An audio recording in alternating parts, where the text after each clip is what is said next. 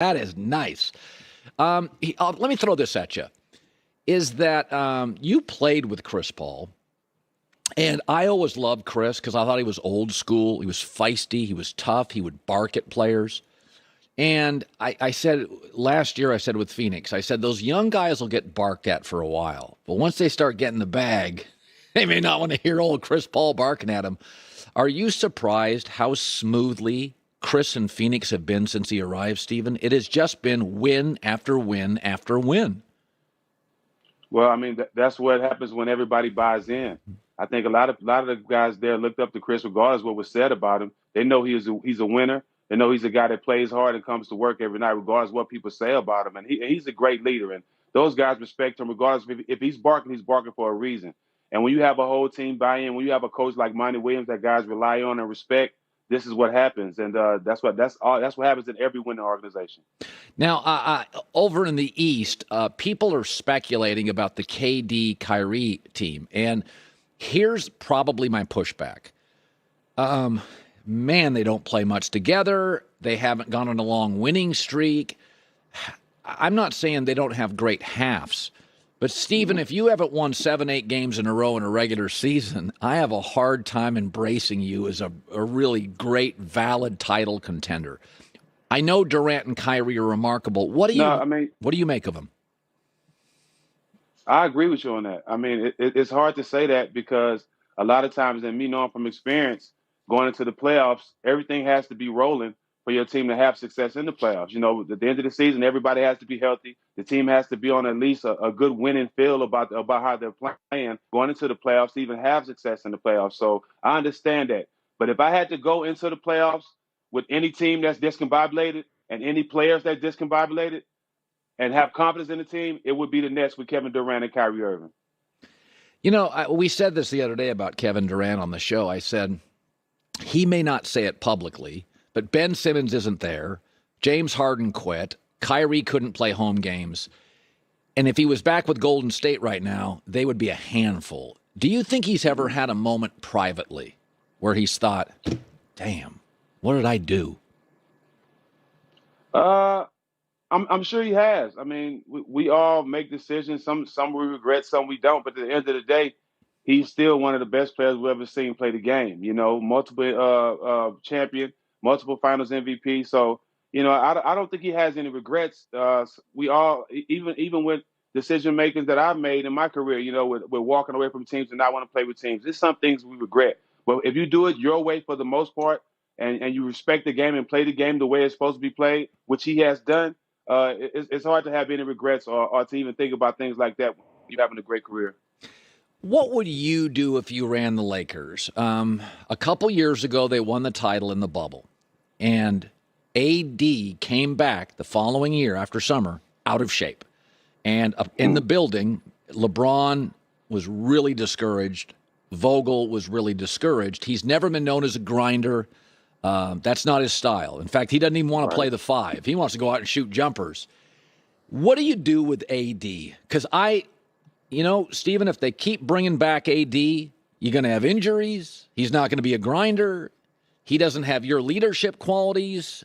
You know what I mean? Like, my thing is, I would have moved off him 2 years ago. I'm in the minority. What do you do with him going forward with the Lakers? You know, I'm right there with you.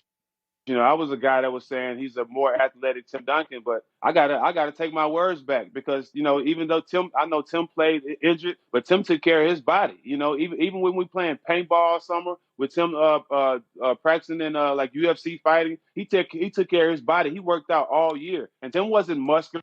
Tim wasn't just a big strong guy that just his muscles popping out everywhere. But he played and he played. He stayed healthy and he played a lot of games. So. But for AD, I just don't think that he take care of his body. He takes the game serious as other guys. I think he's just talented, naturally talented. And if I was the Lakers, you know, I would start looking at different ways. I never thought Vogel was a coach. From year one, I've been said this from year one. When you put a healthy AD and a healthy LeBron together, it's going to be easy to win a championship as long as they're healthy in any year. But when you have to coach, when you have guys injured, when you have to throw guys in and out the lineup, then we see what type of coach you are. And obviously, he hasn't been successful in that. So, but if I was the Lakers, if AD doesn't take his body serious, if we can't sit down and have a conversation and understand how serious these last years for LeBron are, to him and to this organization. If AD can't jump on board, you have to move him.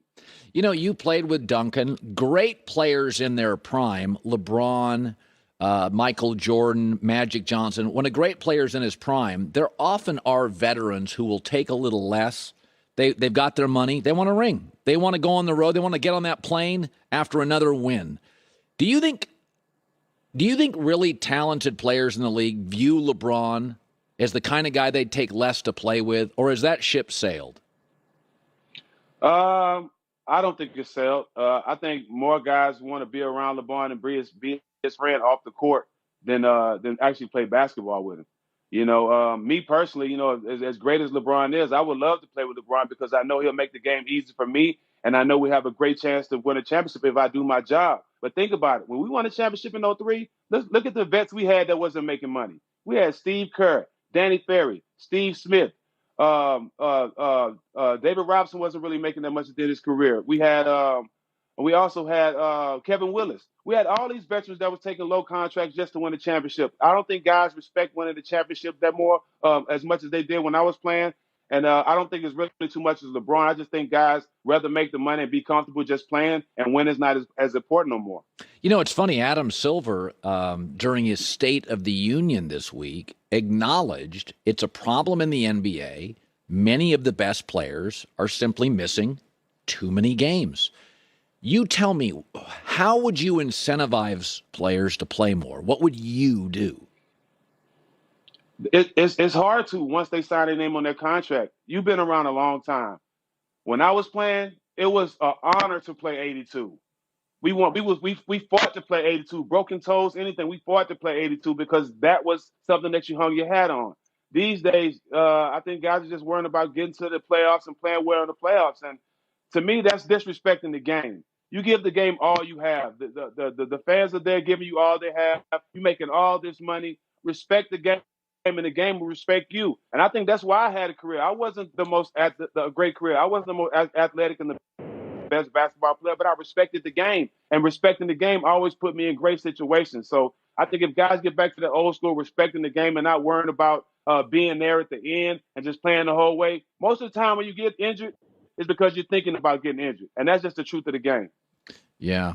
14 years. Podcast All the Smoke. Steven Jackson, Matt Barnes. Good seeing you, my man. Congrats on all your success. You're crushing it.